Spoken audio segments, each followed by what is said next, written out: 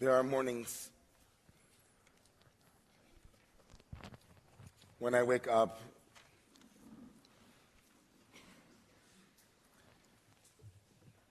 when I reach for my phone and a weight presses down on my chest. The headlines, the grief, the rage, a planet running a fever, democracies wobbling on their legs, October 7th still echoing in our bones, hostages still languishing, war raging on. And beneath it all, a haunting question. It's an honest question, and I doubt that I'm alone in asking it. Does anything I do actually matter? Does anything I do move the needle? Some mornings, the answer feels like a whisper of resignation. The systems are too big. The traumas are too deep. The politics too broken. Psychology tells me I'm the product of my childhood. Biology tells me I am the product of my DNA. Economics, the product of class. And algorithms, oh, algorithms. The product of clicks. And sometimes even religion whispers, you are a pawn in a story that's already been written. Where in all of that is freedom? Where in all of that is freedom? And without it, where is the possibility of doing what we, all of us here, and all of our ancestors for 2,000 years have been doing during these 10 days? Where is the possibility of tshuva, of change? Where in all of that is the possibility of turning? That we, I, you, all of us might turn as a people, as a community, as a nation. I'm sitting with a story this year. The truth is, I sit with it every year, and every year I say I'm not going to tell it. The Talmud tells us a story in Tractate Avodah Zarah of a man named Elazar ben Durdia. Elazar ben Durdia. He is not a polite hero. He is consumed by desire. In our language, we might say that he is addicted. He's been with every prostitute in the world but one, and he's convinced that if he can reach this last one, something in him will finally be quiet. And so the Talmud teaches that he crosses 7 rivers because this is what addiction does. It's a pilgrimage in pursuit of a promise that never keeps itself. But instead of salvation, she gives him a verdict like a hammer. She says to him, for you, Elazar ben Durdia, for you, Elazar, there is no way back. You will leave the world without having repaired what you have broken. For you, there is no way to turn. And he panics. He does what we all do when terror enters the room. He looks outward. To the mountains, he runs in the hills and says, pray for me. And they answer, we cannot. We face our own fate. To the heavens and earth, intercede for me. They answer, we too will pass away. To the sun and the moon, help me, he says. They answer, we will be darkened. To stars and constellations, stand with me. And they answer, we too will fade. Every force outside of Elazar says the same thing to him, we cannot save you. And at that moment, Elazar must have felt exactly the way so many of us feel, that turning, that changing is impossible, absolutely unattainable. But something happens right after that. Then and only then he stops running. he collapses and lays his head between his knees, and he begins to sob. He sobs so deeply that the world tilts, and he discovers words that are the doorway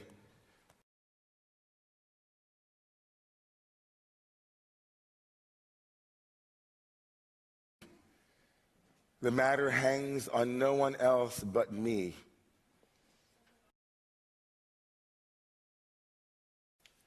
He weeps a river, and the Talmud says that his soul departs in tears.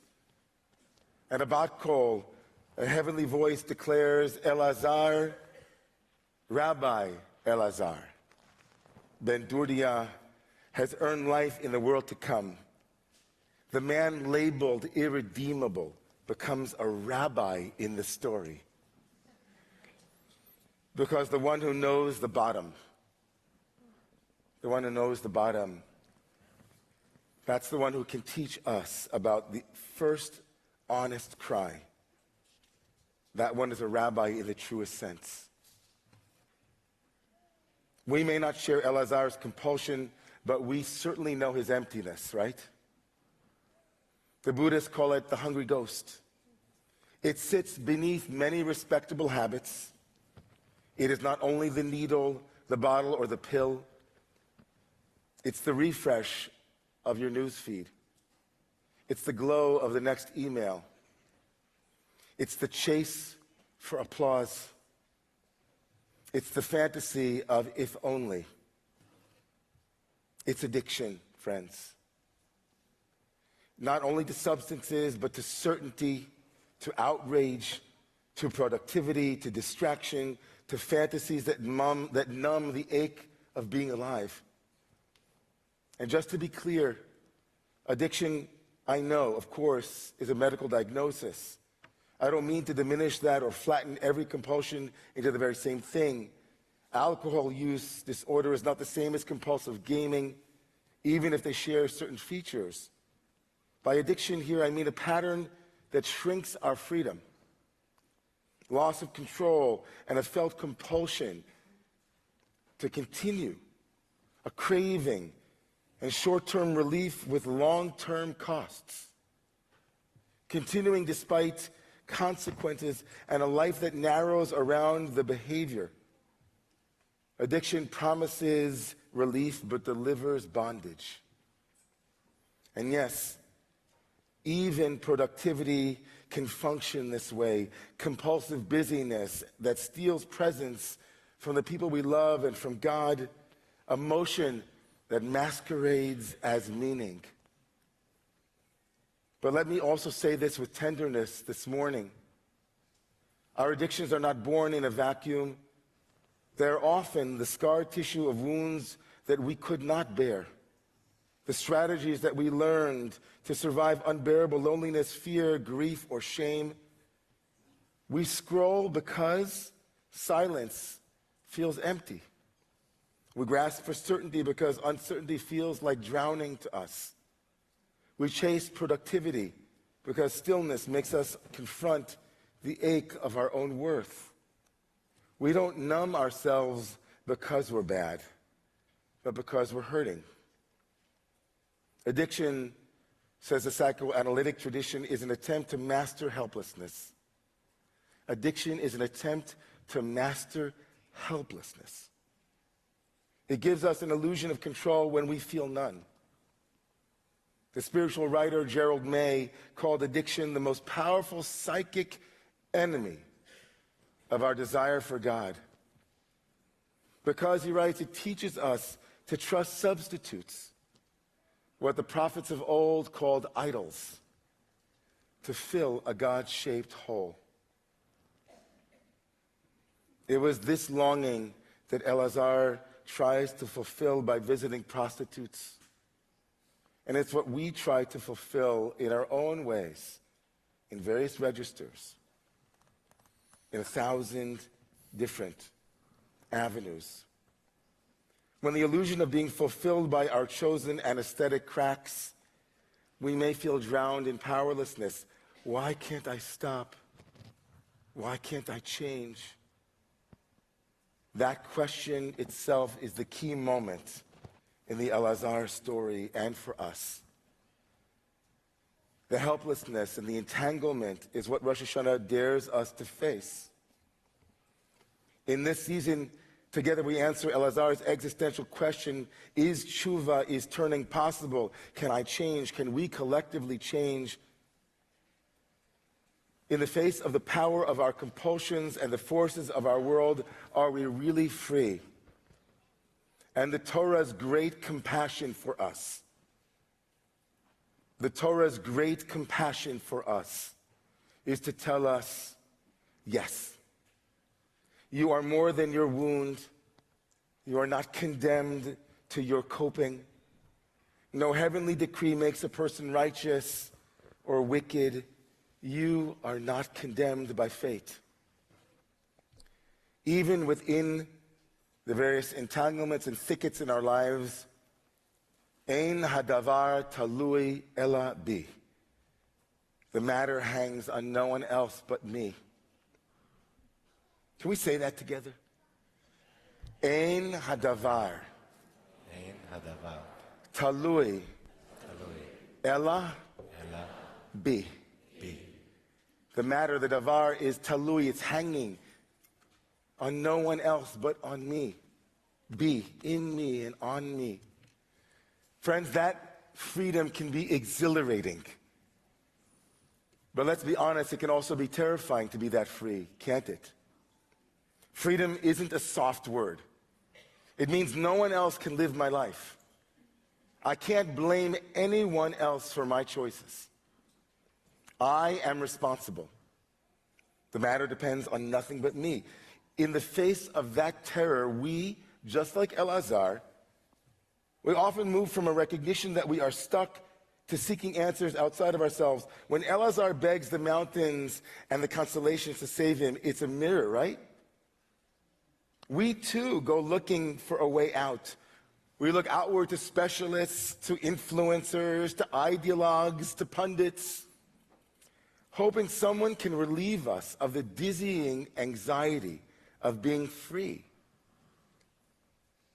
Come on, sing with me, everybody. I went to the doctor, I went to the mountains, looked to the children, I drank from the fountains, right? The more that I see, closer I am to find.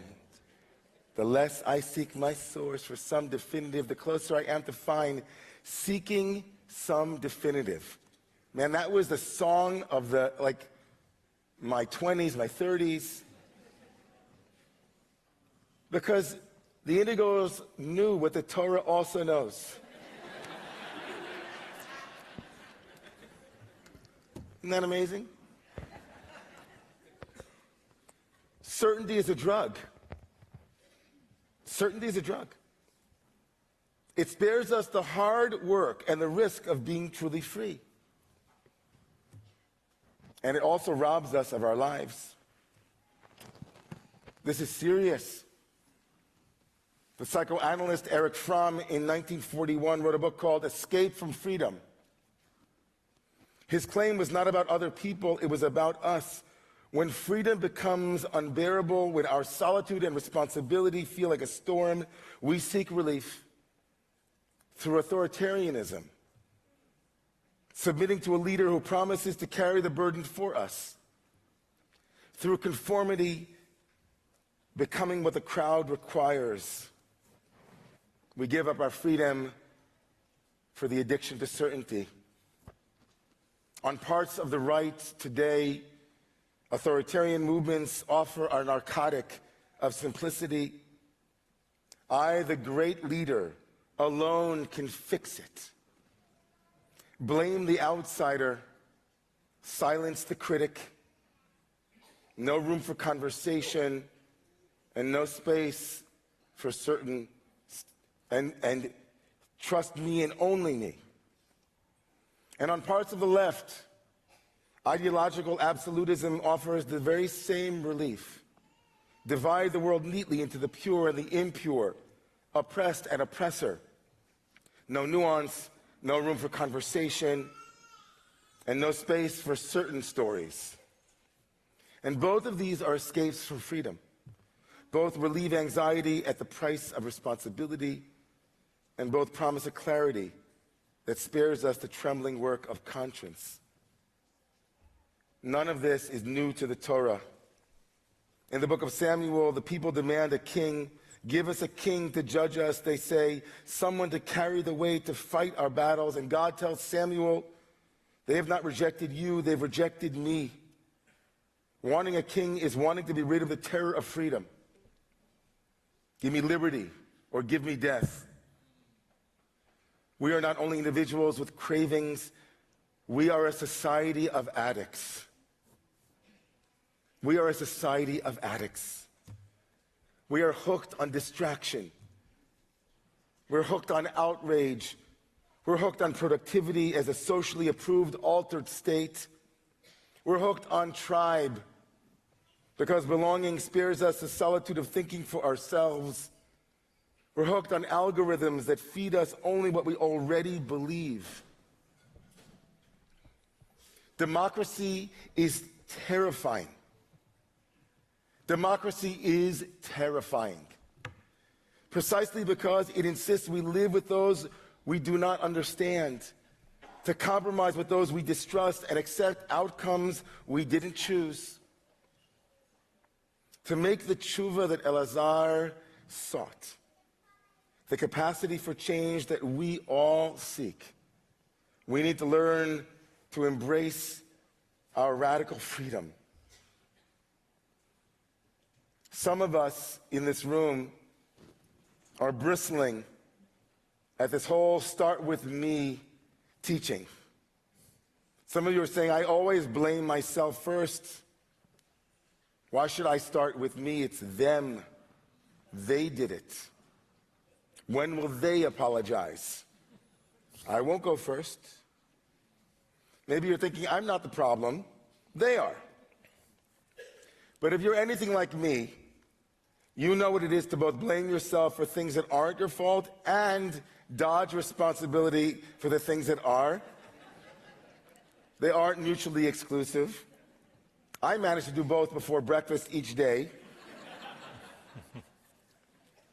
which is why our tradition is so wise. Notice that we don't have a high holiday season dedicated to blaming everyone else for messing up the world.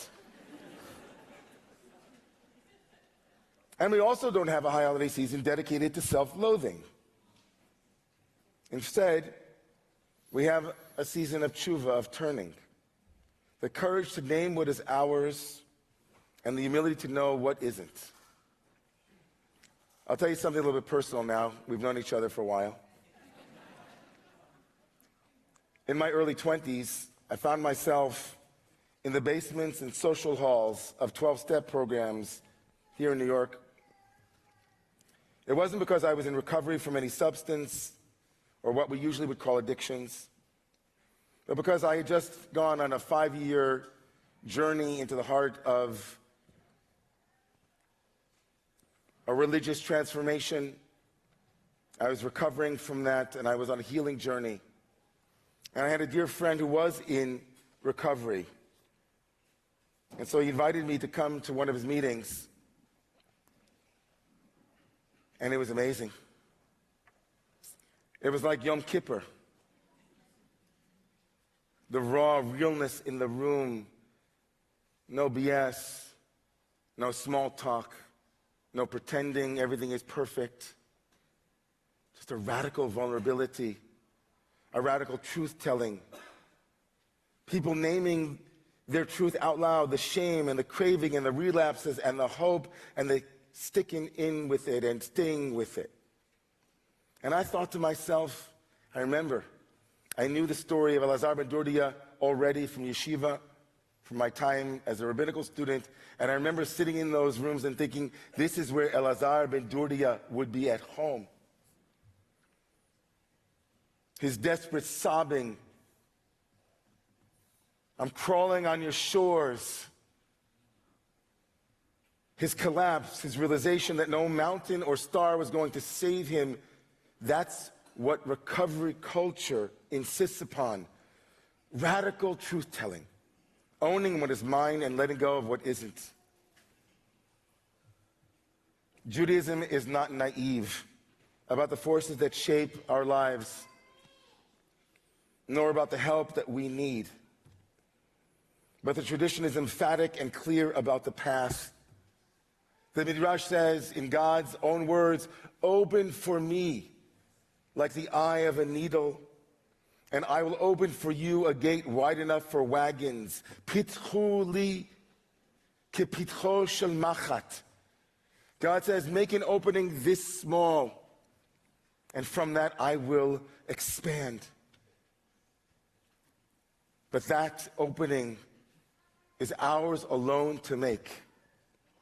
And after we make it, God says, let's work now. A shofar reminds me of that opening that is narrow on one end and yet wide at the other. Open for me, and I will open for you. The shofar is traditionally made from a ram's horn. Why a ram specifically, asked the rabbis? Because it reminds us of the binding of Isaac, of Akedat Yitzchak. The ram that substituted for Isaac was caught in the thicket, entangled, unable to move. And the ram itself becomes a symbol of our entanglement. Every blast recalls not only a substitute for Isaac, but an extrication, a life loosed from its knots. The shofar is the sound of us being untied. Freedom is not pretending that we are not bound. Freedom is facing that binding, the addiction, the certainty, the fear, the ideology, and still finding release. Confession clears space for responsibility. Once we've named our own entanglements out loud and can face those entanglements, we share how our private evasions become public systems.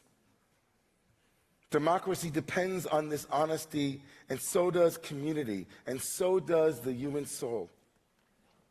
So what if today we practice telling the truth the way they do in recovery rooms? Not to shame ourselves, but to admit how our wounds have shaped our habits.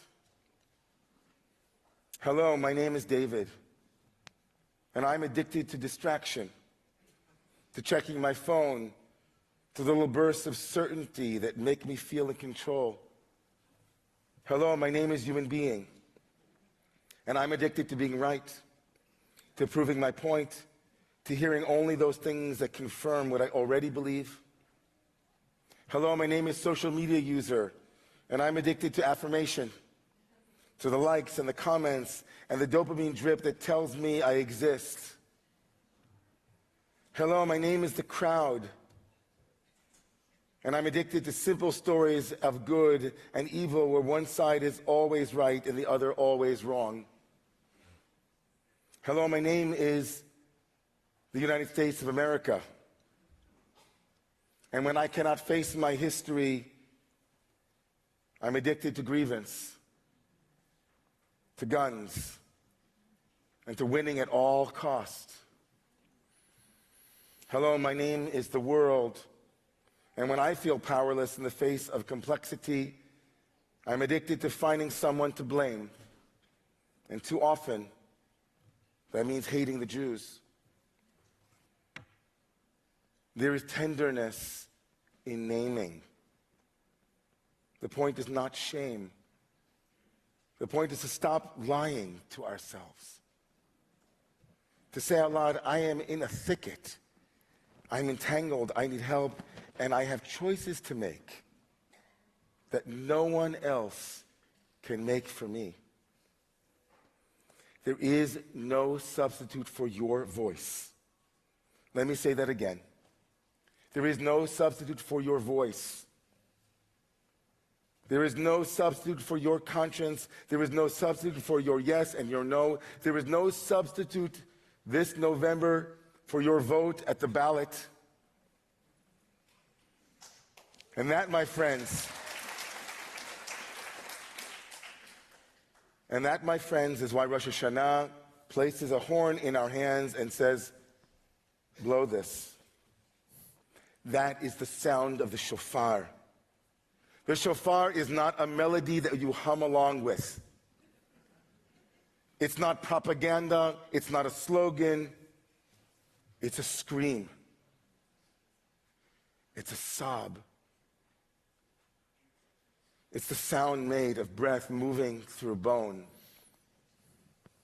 There are no words to hide behind, nowhere to outsource the moment. It is the same cry Elazar ben Durdia released when he collapsed into the dust, weeping until his soul poured out of him.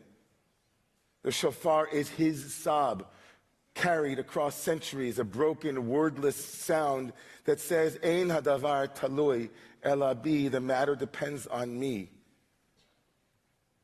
Can you hear it? If you listen deeply enough, you can hear it. The sound of brokenness, the sobbing of powerlessness, of vulnerability, the cry. I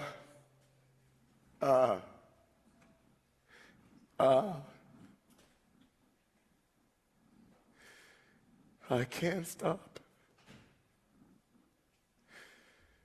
I can't stop.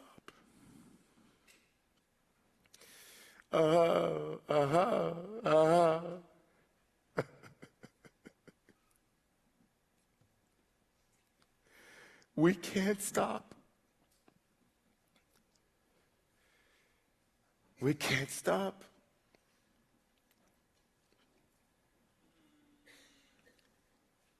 The shofar is not a performance, it is a permission.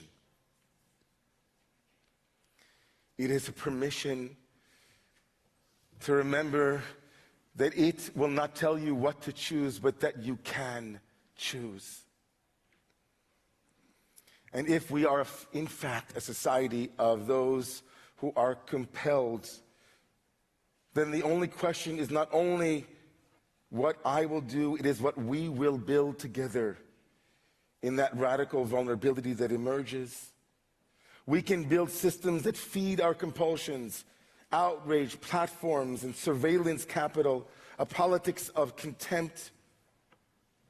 Or we can build chevruta, partnership, into the public square.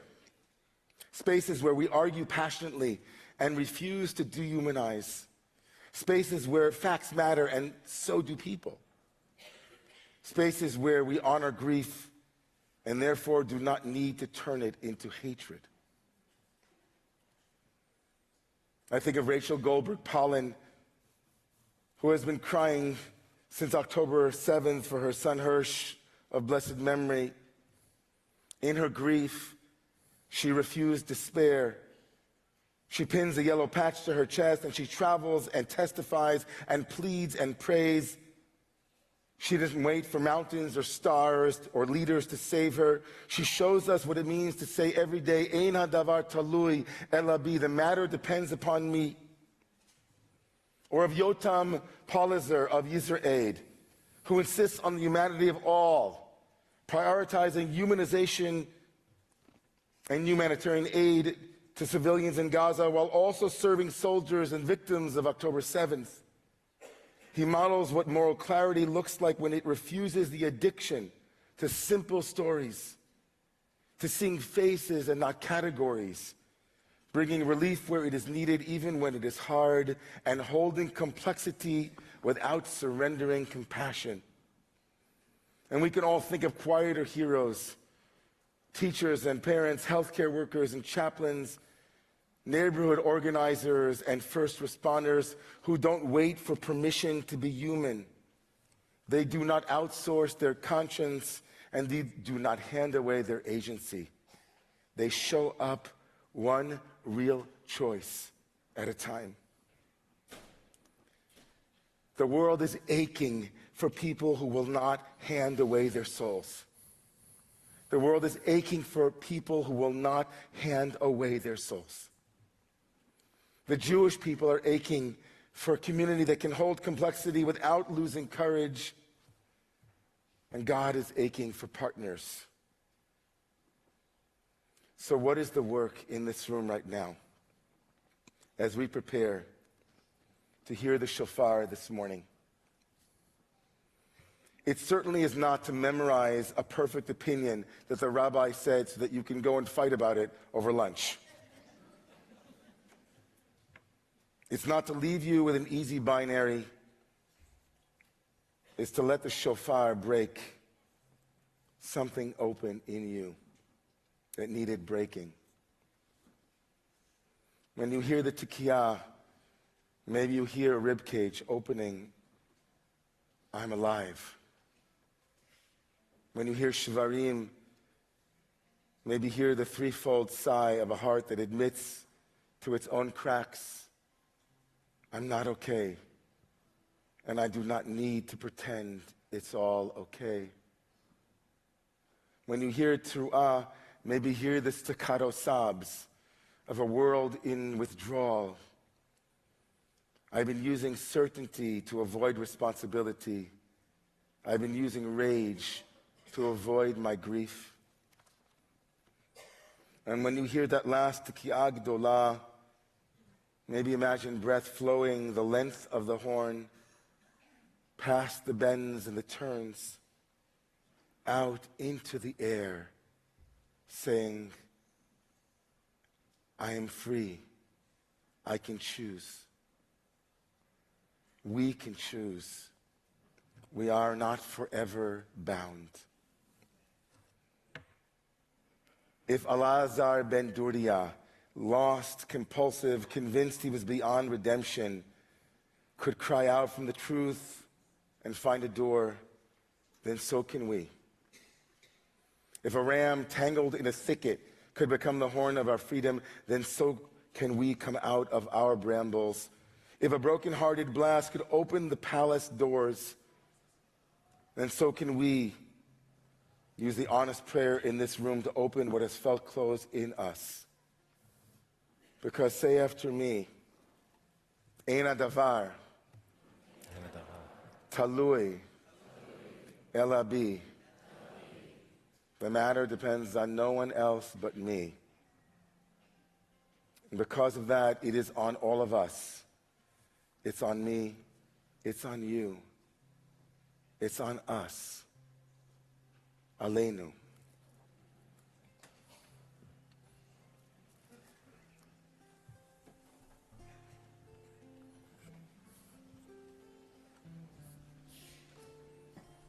Please rise, everyone.